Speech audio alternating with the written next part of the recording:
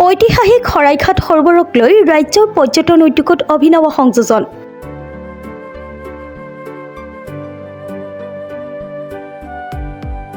শৰাইঘাটৰ যুদ্ধত আহোম সৈন্যই ব্যৱহাৰ কৰা শৰাইঘাট সৰোবৰে নৰূপেৰে প্ৰাণ পাইছে এতিয়া। আমিনগাঁৱত নিৰ্মাণ কৰা হৈছে স্প্ৰিৱাক চাৰিঘাট লেক উদ্যান।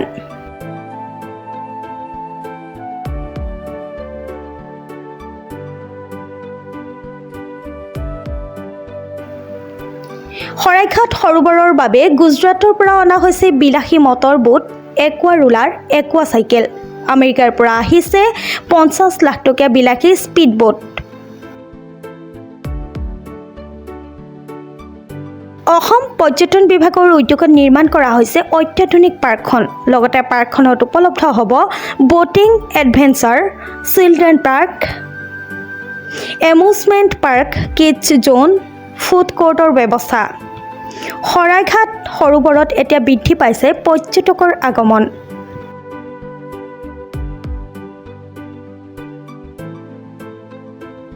বহুত ভাল লাগিছে। কৈ দিয়া কেনেকৈ লাগিছে?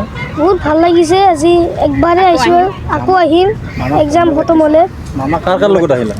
আম্মা আহিছে, মোৰ সৰু ভাইটো আহিছে আৰু মোৰ আব্বা আহিছে। ক'ৰ পৰা আহিছে? এনজয় কৰিব আহিলোঁ আৰু গুৱাহাটী ক্লাবত আহিছোঁ। আগতে এনেকৈ উঠিছিলা নে? নাই, উঠা নাই। এই প্ৰথমবাৰ? আজি প্ৰথমবাৰ উঠিলোঁ। আজি যাই মনত কৰি থাকিব নেকি? আকৌ আহিমতো। আকৌ আহিবা? কোন শ্ৰেণীত পঢ়ি আছা? মই ছেম ক্লাছতো। আচ্ছা, মুখ্যমন্ত্ৰীয়ে এইখন বনাই দিছে, মুখ্যমন্ত্ৰী কি ক'বা? Thank you. মামাক বহুত বহুত ধন্যবাদ কৈ দিয়া। মামা বহুত বহুত ধন্যবাদ, ভাল লাগিছে আছে।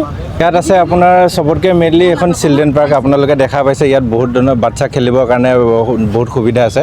তাৰ উপৰি ইয়াত এখন আমি এমিউজমেণ্ট পাৰ্ক ইয়াত ছেটআপ কৰি আছোঁ, যিটো হোৱা নাই, মানে হৈ যাব বহুত সোনকালে ইয়াৰ কাম ষ্টাৰ্ট হ'ব। এই বস্তুটো আপোনাৰ কলকাতাত আছে, বেংগলোৰত আছে, থাইলেণ্ডত আছে। এই বস্তুটো আমাৰ ইয়াত নাই। তো সেইখিনি বস্তু মানে কি হয়, আপোনাৰ ইয়াত পাব সুবিধা। তাৰ উপৰি ইয়াত আমাৰ ব'টিং ফেচিলিটিছ কৰিছোঁ। এই ব'টিং ফেচিলিটিছখিনি এনেকুৱা ধৰণৰ হয়, চিলড্ৰেনৰ কাৰণেও আছে, ছেপাৰেটলি এডাল্টৰ কাৰণেও আছে। তো এই ব'টিং ফেচিলিটিটো আপোনাৰ অসমৰ বেলেগ বেলেগ জেগাত নাই। মানে আপোনাৰ মেবি উমৰাংচু ছাইডে কিছুমান বস্তু আছে, বাট আমি যিখিনি কৈছোঁ এইখিনি আপুনি গোৱাত গ'লে পাব। ইয়াত জেস্কি আহিব, জেস্কিখন আহি আছে। বাকী স্পীড বোট আছে, এইখন আপোনাৰ থ্ৰিলাৰ বোট বুলি কোৱা হয়, যিহেতু ইয়াত ষ্টান মাৰে। তাৰোপৰি আপোনাৰ ফেমিলিৰ কাৰণে লাক্সাৰিজ আপুনি দেখা পাইছে, পান্তন বোট আছে দুখন।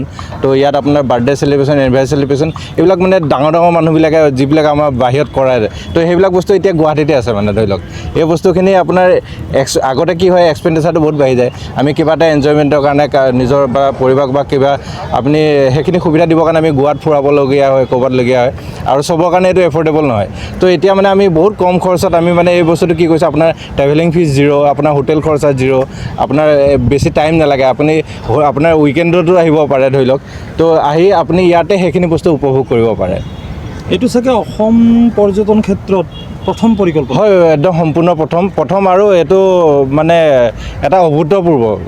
এইটো আমি আশা কৰোঁ বহুত মানে আগলৈ আৰু আগবাঢ়ক, আৰু কিবা কিবি আহক, বহুত ভাল হওক। এইটো মানে মুখ্যমন্ত্ৰী ডাঙৰীয়াই যি পদক্ষেপ লৈছে, আমাৰ আমিনগাঁওবাসীৰ লগতে অসমবাসী, গুৱাহাটীবাসী, তো সকলোৰ কাৰণে এটা বহুত ভাল পদক্ষেপ লৈছে। ইয়াত আৰু কিবা অন্যান্য সা সুবিধা সংযুক্ত কৰিবলৈ বাকী আছে নেকি? হয়, আছে। এতিয়া আমি ফুড কোৰ্ট কৰিম ইয়াত। ফুড কোৰ্ট এতিয়ালৈকে ষ্টাৰ্ট হোৱা নাই। তো আপোনাৰ এই মাহৰ লাষ্টত নহ'লে নেক্সট মাহৰ আপকামিং মান্থৰ ফাৰ্ষ্ট উইকতে আমাৰ ফুড কোৰ্ট ষ্টাৰ্ট হৈ যাব। তাৰ উপৰি আপোনাৰ এমিউজমেণ্ট পাৰ্কটো মই ক'লোঁ, এইটো ষ্টাৰ্ট হৈ যাব।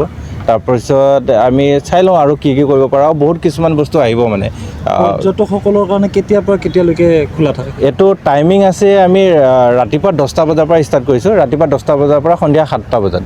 তো ইভিনিং সিমানটো সময়তে ক্ল'জ হৈ যায়। বাকী এইটো চবৰে এটা ট্ৰেভেলিং টাইম থাকে, হেৰি থাকে, ৰ'ড জাম পৰা আদি কৰি বহুতখিনি কিবা থাকে।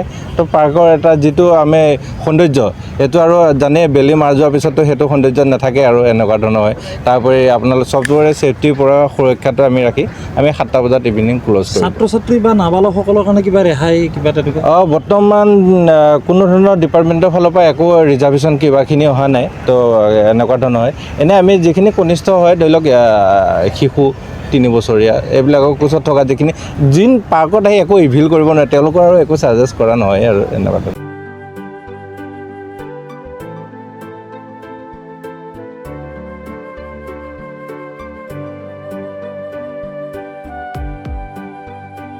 আমিনগাঁৱৰ পৰা মিতালী দাসৰ ৰিপৰ্ট, প্ৰাতঃ টাইম ডিজিটেল।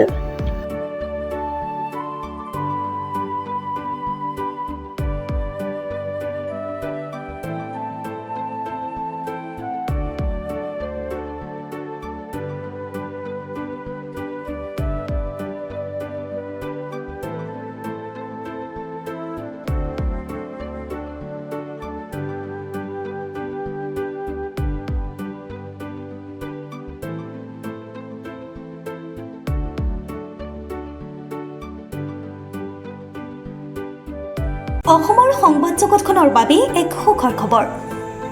আপোচবিহীন ৰাইজৰ কণ্ঠ সাপ্তাহিক কবচ পুনৰ এবাৰ অসমৰ ৰাইজৰ মাজলৈ। স্বত্বাধিকাৰী প্ৰণীতা কলিতাৰ দ্বাৰা প্ৰকাশিত আৰু আপোচবিহীন একাংশ নপুৰণি অভিজ্ঞতাপুষ্ট সাংবাদিকৰ দ্বাৰা প্ৰচাৰিত তথা eco printing press, Guwahati Katabari গড়চুকত মুদ্ৰিত সাপ্তাহিক কবচ এতিয়া অসমৰ বিভিন্ন প্ৰান্তত উপলব্ধ। আমাৰ ঠিকনা মুখ্য কাৰ্যালয় অসম ফৰেষ্ট স্কুল, হৰি মন্দিৰ পথ, গুৱাহাটী আৰু উপ কাৰ্যালয় Kalita market, Bijoynagar, Kamrup, Assam. Mobile number হৈছে 9435114666 70024728813।